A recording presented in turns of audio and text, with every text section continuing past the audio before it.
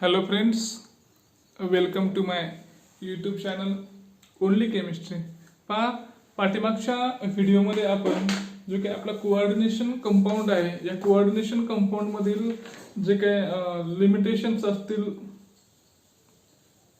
Valence band थेरीचे ते पाहिलेले. त्याच्यानंतर क्रिस्टल फील्ड थेरी आपण अभ्यासलं. या क्रिस्टल फील्ड थेरीमध्ये काय होतं, जे काही स्प्लिटिंग होत असतं, पहा डी ऑर्बिटलचं स्प्लिटिंग पाहिलं आपण. मग जे काही स्प्लिटिंग होतं ते इजी मध्ये आणि T2G मध्ये होतं. मग इजी मध्ये जे दोन ऑर्बिटल आहेत पहा, D x square minus y square आणि डी झेड स्क्वेअर, आणि T2G मध्ये D x Y, D Y Z आणि डी झेड एक्स असे ते ऑर्बिटल आहे. त्याचं स्प्लिटिंग होतं पहा. इजीचं स्प्लिटिंग होतं 0.6 न आणि T2Gचं स्प्लिटिंग होतं 0.4 DQ न. म्हणजे टोटल काय होतं, हे 10 DQ न त्याचं काय होतं स्प्लिटिंग त्या ठिकाणी आपल्याला पाहायला मिळतं पहा. नेक्स्ट आपण पाहिलं पहा, factors affecting crystal field splitting. मग क्रिस्टल फील्ड स्प्लिटिंग वरती कोणते फॅक्टर आहे जे अफेक्ट करतात, तर यात पहिला फॅक्टर आहे पहा स्ट्रेंथ ऑफ लिगॅंड, आणि सेकंड आहे ऑक्सिडेशन स्टेट ऑफ मेटल. जेवढे हाय ऑक्सिडेशन स्टेट असेल तेवढे काय होईल, त्याचं त्या ठिकाणी स्प्लिटिंग आपल्याला पाहायला मिळेल पहा. आणि लास्ट पॉईंट पाहिला आपण पहा, colour of octahedral complex. Octahedral कॉम्प्लेक्सला जो काही कलर मिळतो, तो कलर मिळण्याचं मेन रिझन काय असेल तर ते आहे डी ट्रान्झिशन. पहा डी मधून तो डी मध्ये जातो, म्हणजे T2G मधून तो इजी मध्ये जातो. एवढा भाग आपण पाठीमागच्या व्हिडिओमध्ये पाहिला होता. आता आपण पाहणार आहे टेट्राहेड्रल कॉम्प्लेक्स. आता हे टेट्राहेड्रल कॉम्प्लेक्स मध्ये कसं त्याचं स्प्लिटिंग होते, किंवा जे काही ऑर्बिटल आहे ते ऍक्सिसला आहे का इन बिटवीन ऍक्सिसला आहे, त्याचं जे काही स्प्लिटिंग असेल ते लोअर असेल का हायर असेल, आपण या ठिकाणी पाहणार आहे पहा. The splitting of d orbital is dependent on ligand field environment. मग हे जे काही स्प्लिटिंग आहे डी ऑर्बिटल कशावर डिपेंड आहे, तर लिगॅंड फील्डच्या स्ट्रेंथवर डिपेंड आहे. And which is a key of crystal field theory. आणि ही काय आहे, क्रिस्टल फील्ड थेरीचा मेन पॉइंट आहे आपला. क्रिस्टल फील्ड थेरी कशावर डिपेंड आहे आपली, तर splitting of d orbital. D ऑर्बिटलचं जे काही स्प्लिटिंग आहे हा मेन पॉइंट आहे कशामधला आपला, क्रिस्टल फील्ड थेरी मधला. मग पहा या ठिकाणी आपल्याला कसं दिलेलं आहे पहा, the tetrahedral structure having the metal atom M at the centre. म्हणजे हा काय आपला मेटल ऍटम आहे, आणि कुठं आहे तो, सेंट्रल आहे. एक स्ट्रक्चर आपण घेतलंय पहा टेट्राहेड्रल स्ट्रक्चर, याच्या सेंटरला काय आहे आपला, तर मेटल त्या ठिकाणी सेंट्रली प्रेझेंट आहे पहा. And 4 ligand occupying the corner. 4 ज्या लिगॅंड्स आहेत ते काय होतात, कॉर्नरला ऑक्युपाय होतात. मग या ठिकाणी एक असेल ligand, second, third and fourth. आणि हे जे काही लोब्स असतील त्याचे, ते लोब्स असतील ऑर्बिटलचे, ते कोणत्या डायरेक्शन असतील, तर एक्स वाय आणि झेड डायरेक्शन त्याचे काय असतील आपल्याला लोब्स पाहायला मिळतील पहा. The dxy, dyz and dzx orbital with their lobes laying in between their axis. पहा आता हा पॉइंट महत्वाचा आहे. In between their axis. कुठं आहे ते, तर ऍक्सिस मध्ये आहे. म्हणजे हा झेड ऍक्सिस असेल पहा, हा झेड आहे आणि हा एक्स आहे. मग जे काय आपलं dxy असेल, तर हे dxy काय असेल, in between that axis. X आणि वाय च्या काय असेल ते इन बिटवीन दॅट ऍक्सिस असेल. And point towards ligand. आणि हे जे काय लोब्स असतील ते कुठे असतील, लिगॅंड कडे त्याचा लोब त्या ठिकाणी आपल्याला पाहायला मिळेल. लिगॅंडच्या बाजूला त्याचा काय असणार आहे, लोब त्या ठिकाणी आपल्याला पाहायला मिळेल. While dx square minus y square and dz square lie in between the metal ligand bond axis. आता dx square minus y square हे ऍक्सियल आहे, ऍक्सिस वरती असणार आहेत. आणि ऍक्सिस वरती असून सुद्धा काय होतं, ते lie in between metal ligand bond axis. Metal आणि लिगॅंडचा जो काय बॉन्ड ऍक्सिस असेल, त्या मेटल लिगॅंडच्या बॉन्ड ऍक्सिस वरती आपल्याला हे पाहायला मिळतात. मग हे म्हणूया आपण dx square, dxy, dyz, dzx हे काय आहेत आपले इन बिटवीन आहेत, इन बिटवीन ऍक्सिस आहेत. आणि हे कशावरती आहेत, तर ऍक्सिस वरती आहेत. dx square minus y square and dz square are the axis. The dxy, dyz and dzx orbital experience more repulsion. याला काय मिळतं आपल्याला, मोर रिपल्शन पाहायला मिळतं. का, तर हे इन बिटवीन ऍक्सिस आहेत पहा, from the ligand compared to that of by dx square minus y square and dz square. मग याला काय मिळतं पाहायला आपल्याला, मोर रिपल्शन पाहायला मिळतं. कोणाला पाहायला मिळतं मोर रिपल्शन, तर जे काय आपले इन बिटवीन ऍक्सिस आहेत, मग त्याच्यामध्ये dx वाय असेल, डी वाय झेड असेल आणि डी झेड एक्स असेल. याचं रिपल्शन काय होतं, जास्त होतं. म्हणजे काय होतील ते मिडल पासून थोडेसे लांब जातील, मिडल पासून थोडेसे लांब जातील. आणि काय होतं, जे काय आपलं D x square minus y square असेल किंवा डी झेड स्क्वेअर असेल, याचं काय होतं, ते मेटल आणि लिगँडच्या बॉन्ड ऍक्सिस वरती असतात. मग त्याचं रिपल्शन कमी होतं. रिपल्शन कमी होतं म्हणजे त्याचं स्प्लिटिंग जे होणार आहे ते कमी होईल. पहा, due to the larger repulsion the dxy, dyz and dzx orbital are of higher energy. मग याला काय मिळते, हाय एनर्जी मिळते. का तर रिपल्शन त्याचं कसं आहे, मोर रिपल्शन आहे. पहा, while dx square minus y square and dz square orbital with lower energy. मग याला काय मिळते, लोअर एनर्जी आपल्याला या ठिकाणी पाहायला मिळते. कशाला मिळते लोअर एनर्जी, जे काय आपले ऍक्सियल असतील पहा, dx square minus y square आणि dz स्क्वेअर, याला कमी एनर्जी आपल्याला त्या ठिकाणी पाहायला मिळते. पहा, हा मग पहा या ठिकाणी काय होणार आहे, मग आता कॉम्प्लेक्स दिलेलं आहे पहा आपल्याला या ठिकाणी. 3 आयन दिलेलं आहे, इकडे दाखवलं टेट्राहायड्रल, इकडे दाखवलं ऑक्टाहायड्रल स्प्लिटिंग दाखवलेली. पहा, each electron entering in one of the dxy, dyz and dx orbital rises the energy by 4 dq. कुठे जातो इलेक्ट्रॉन्स आपला, one of the dxy, dyz and dzx या ठिकाणी जातोय, T2G मध्ये जातोय तो. तर काय होईल या ठिकाणी, T2G मध्ये जर गेला तर या डी, हे काय आपलं डिजनरेट ऑर्बिटल आहे, याच्यापासून याची एनर्जी किती वाढते, rises the energy by 4 dq. एक इलेक्ट्रॉन एंटर झाला की याची जी काही एनर्जी वाढणार आहे इथून वरच्या T2G ची, ती किती वाढेल, 4 dq. whereas that occupying in, आणि कुठे जाणार आहे तो, dx square minus y square किंवा dz स्क्वेअर मध्ये जाईल, म्हणजे तो Eg मध्ये जाईल टेट्राहायड्रल मध्ये. Orbital lowers by 6 dq.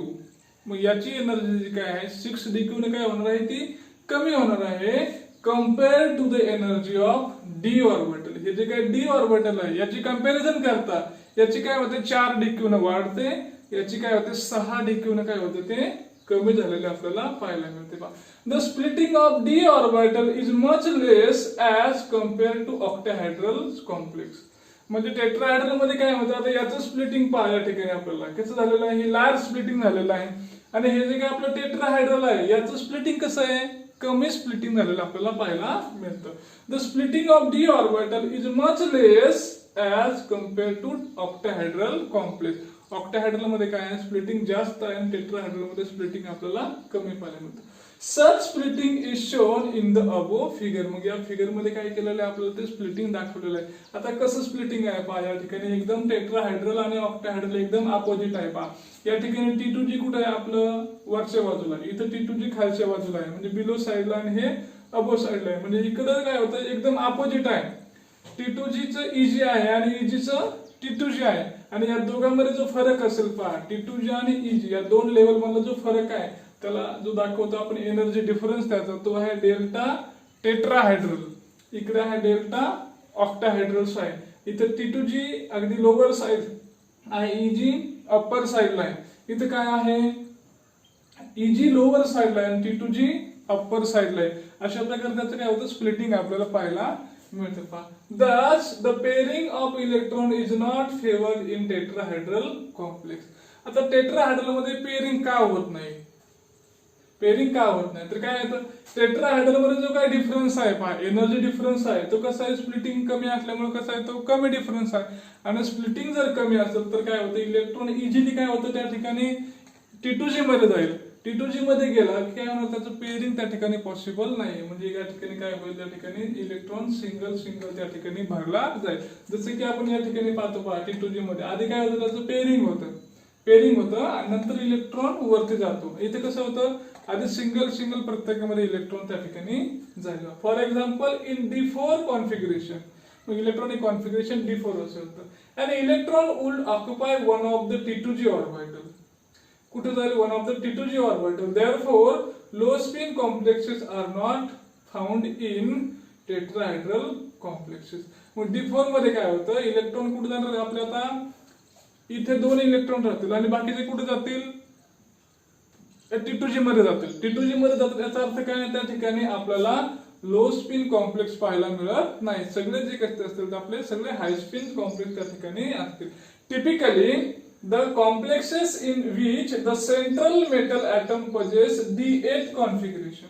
Central metal आयनला जर D8 कॉन्फिगरेशन असेल, सपोज आता निकेल आयन 28 atomic नंबर आहे, configuration example NiCO4 favours in tetrahedral complex. मग हे NiCO4 असेल तर NiCO4 चं काय होतं, आपल्याला टेट्राहायड्रल कॉम्प्लेक्स या ठिकाणी पाहायला मिळतं.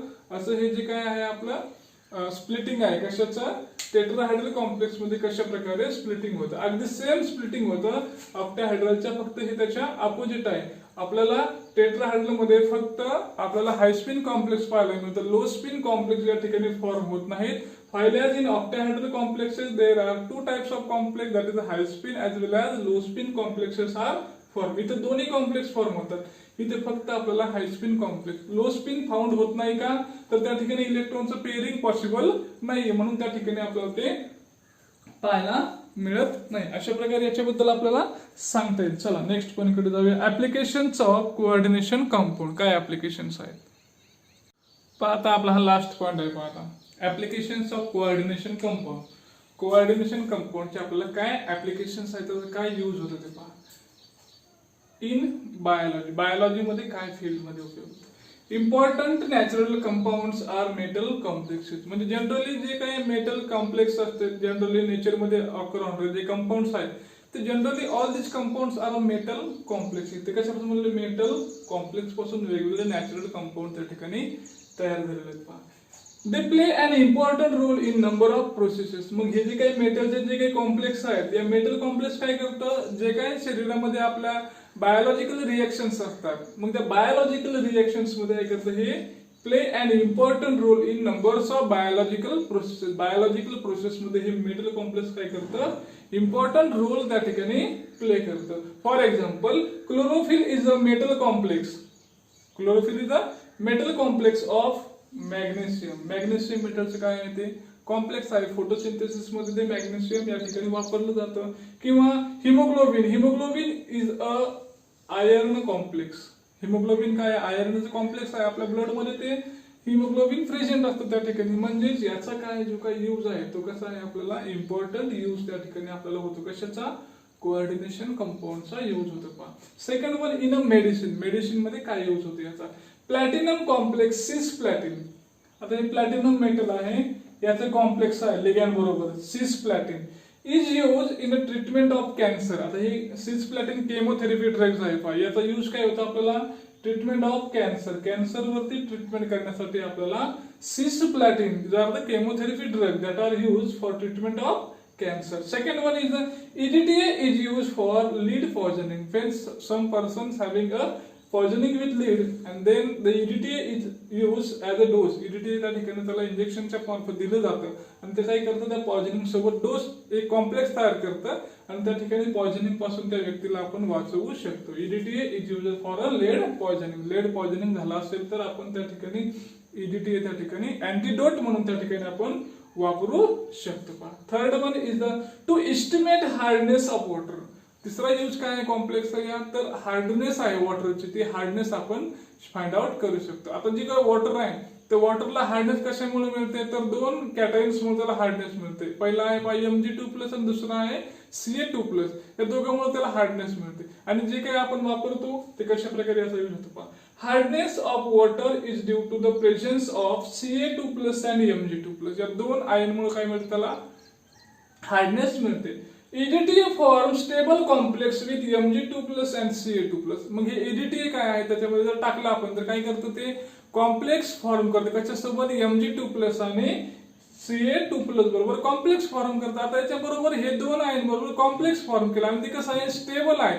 ते कॉम्प्लेक्स फॉर्म केल्यामुळे ते स्टेबल झालं आणि मग वॉटरची हार्डनेस काय होईल, आपली कमी होईल. किंवा जी काय हार्डनेस आहे ऍक्च्युअली ती हार्डनेस आपल्याला करता येईल, त्या ठिकाणी मेजर करता येईल. Therefore it is use to measurement of hardness of water. Hardness measure करण्यासाठी त्याचा यूज होतो. आणि last one is in electroplating.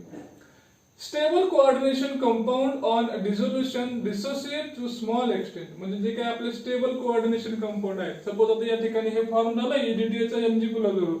हे जे काही कॉम्प्लेक्स फॉर्म मध्ये कसं असतं, स्टेबल असतं आणि ते काय होतं, डिसोसिएट होत नाही. त्याला डिसोल्युशन केलं आपण तरी काय होतं, dissociate to small extent and furnish a control supply of metal. मग मेटल त्याच्यावरून जो काय निघून जाणार आहे तो काय अगदी स्मॉल प्रमाणामध्ये त्या ठिकाणी निघून जाईल.